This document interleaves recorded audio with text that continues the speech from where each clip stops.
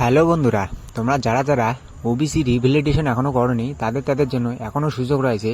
তারা original OBC সার্টিফিকেটটা দিয়ে তোমরা ওবিসিটা পরের একটা লিস্টে দেখাবো যে তোমার নিজের ভোটের ফটো, আধার কার্ড, স্কুল সার্টিফিকেট, এটাও একটা ডকুমেন্ট।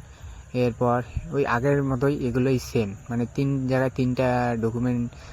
কী কী ডকুমেন্ট লাগবে এই পোস্টারগুলো অফিসে টাঙিয়ে দিছে। আমি সেটাকে ফটো করে এনে তোমাদের সামনে তুলে ধরতেছি। তো তোমরা নিজে থেকে পড়ে নিতে পারো কী কী লাগবে না লাগবে।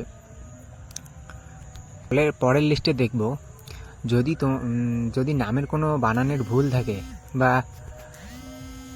অমিল থাকে তাহলে অবশ্যই অ্যাফিডেভিট করতে হবে। সেটা হতে হবে এক্সিকিউটিভ ম্যাজিস্ট্রেট এসডিও কোর্ট দিয়ে করতে হবে, অন্যথায় জমা নেওয়া হবে না।